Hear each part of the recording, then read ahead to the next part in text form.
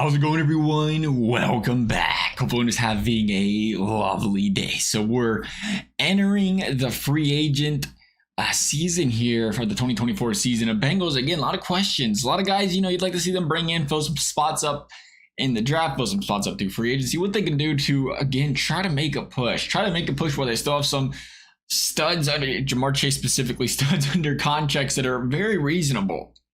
And you look to kind of balance the sheet out the best you possibly can. And much like last season, we're talking about running back Joe Mixon entering free agency. Joe Mixon set to be at the very moment until free agency probably looms through, set to be the sixth highest paid running back from a salary cap hit standpoint this season, coming in at $8.5 million on a dot. So here's the thing about Joe Mixon. Well, let's start with the good, because I feel like there's going to be a lot of explanations here and a deep dive into why we don't keep Joe Mixon on this football team. You remember, this is a guy that was on this team through the dog days, played some really good football, always played with a good attitude, still plays with a good attitude on the football field, and is, again, he comes with some good leadership. He comes with a guy that, again, brings that positivity, brings a little excitement for the rest of this football team. And when he's playing well, you can see the electricity when he's playing. You can see the elusiveness. Just the way you notice it in some of the games. Some of the games you do, some you don't. When he's playing his best ball, you see it. You can just see with that extra pep in his step. And you go back to, his sophomore year in the league, his best year in the league, just under 5 yards per carry. I mean, this is why there was so much hype and so much excitement behind Joe Mixon, because he earned his stripes early. This guy lit it up his sophomore year. You know who that offensive line was? Bobby Hart, Alex Redmond, Billy Price, Cordy Glenn, Clint Bowling. It's amazing what they did with that line. When when you really look back at it, they won 6 games with that line. Marvin Lewis was a mastermind. But I mean, really, just a line full of backup offensive linemen. Mixon played some of his best ball. And I think that's what's kind of interesting. You flash forward now and say, hey, a lot of people say, well, it's the offensive line, it's not his fault kind of situation. Well, he's proven he can do much better than less, and there's been a lot of offensive line upgrades since then. But another thing about Joe Mixon, over the years, he hasn't fumbled the football in over 2 years, and I think that's one of those hidden gem kind of stats, because you don't notice it, right? You don't notice it until it happens. Yeah, it's like an offensive lineman's play, right? You don't really notice it until he makes a mistake. You don't notice it, and that is game-changing mistakes putting a football on the ground. You talk about a lot of running backs, average 2, 3, 4 fumbles a year, big possessions, big game-changing possessions. Even Chase Brown had a fumble in his short stint so far. That's a big deal. You got to credit Joe Mixon being that guy that you can trust to hand the football off and to close the football game out and hold on to the football throughout the years of Cincinnati. And boy, was that ever so important in these playoff pushes, these regular season runs, and so forth. But let's dig into what has been now, 2-3 consecutive down years for Joe Mixon.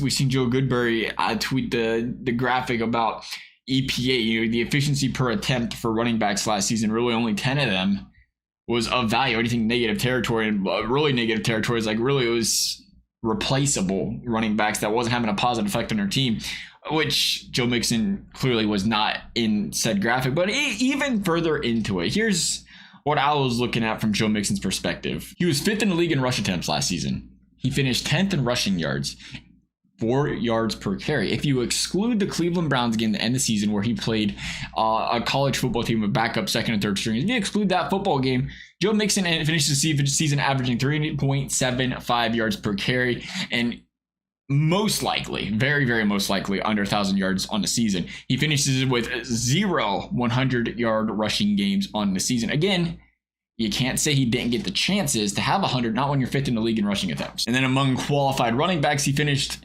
18th in yards after contact. He finished 29th in forced broken tackles. He finished 30th amongst running backs with 20 plus rush carries. So, 21 yards, 25, 30, whatever, broke off yards of 20 plus. And I thought this was an interesting one. It's kind of middle of the pack. 16th in tackle for losses, which means a couple things. One, he's doing a good job of just getting to yards when it's there. But two, we often hear, again, I understand. I understand completely why there's a lot of Joe Mixon support. I appreciate anybody that supports their team. I love it, absolutely. You're supporting these guys to the death. You're backing them up at all causes. But, one of the big things with Joe Mixon is, hey, well, it's not his fault he can't get back to the line of scrimmage. The offensive lines are getting blown up in the backfield. And the thing is, that number would be a lot higher if that was the case. It happens, no question about it. But again, I think we've seen the offensive line get better in the last couple of years. It was happening a lot in the past, but it'd be getting better. It's been getting better. And that's kind of a number that really shows it, because those tackle for loss numbers, he'd be ranked higher in the league if he was getting hit in the backfield a lot and he wasn't really able to go anywhere. But it's a lot more like he's getting to the line, not finding the holes. And we've seen that a lot. And we've seen that with Chase Brown, where Chase Brown's been getting the football 4.1 yards per carry. He's going to grow. He's got to learn. He's got to improve. He's got to do some. He was a rookie last year, not a lot of attempts. But we did see Chase Brown kind of run the hole in a lot of games where it's like, where'd that come? We ain't seen that from Joe Mixon all year. And I think, was it Maurice Jones? Somebody on Headphone Hour, I can't pinpoint the video or time now. They really broke down the run game of Joe Mixon and where it was lacking. And, a lot of it being, again, the inability to kind of find the holes and create plays in those regards.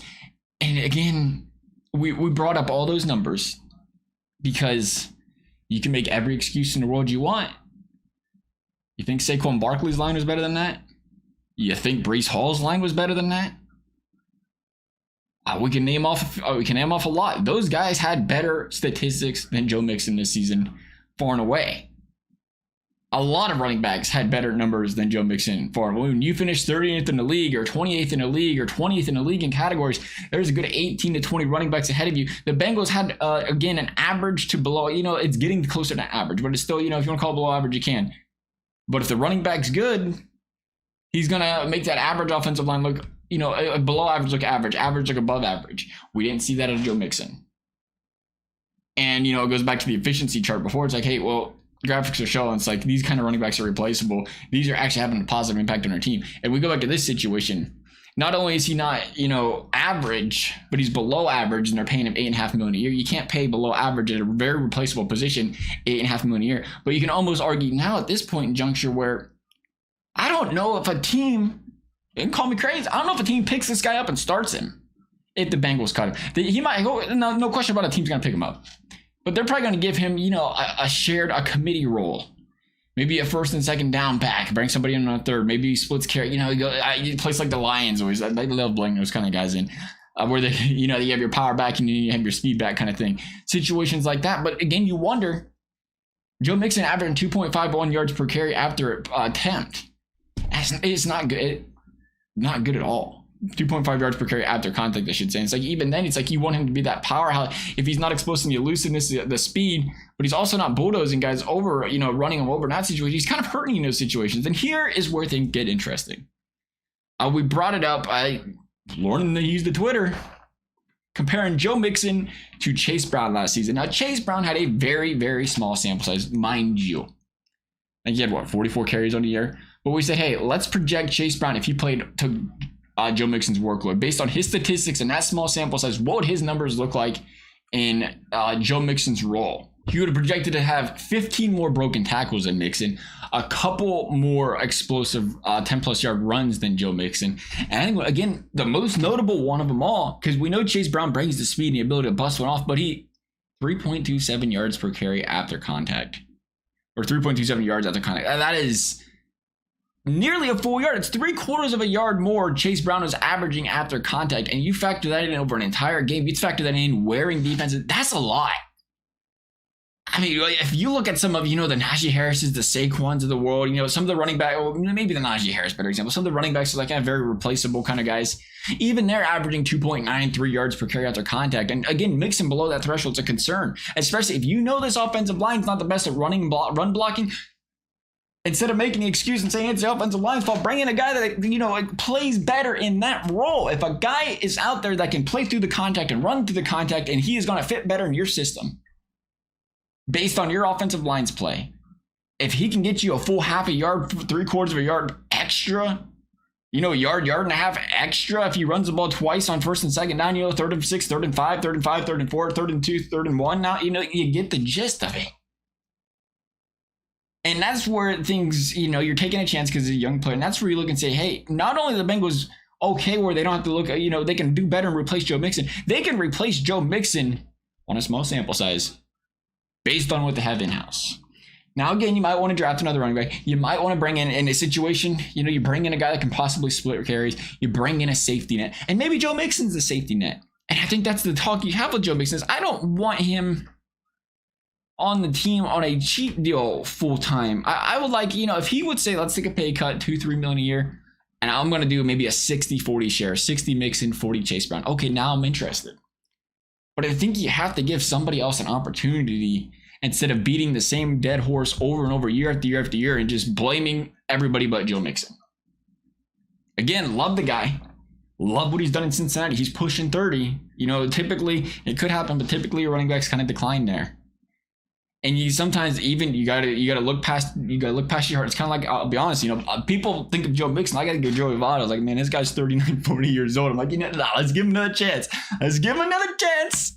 A little sentimental value, all right? Love my Joey Votto. I don't care if he's batting 200 or not. Let's give him another chance over some of these stars. That's kind of where we are with Joe Mixon, I feel like, in this. We're thinking about the past. We can appreciate what he's done in the past. We can appreciate what he's done in this organization. But in the now, there's a lot of options out there for cheaper. There's a lot of options to higher ceiling. And the Bengals need to look in that direction. Nonetheless, love to hear y'all's thoughts. Thanks for watching. We'll see you next time.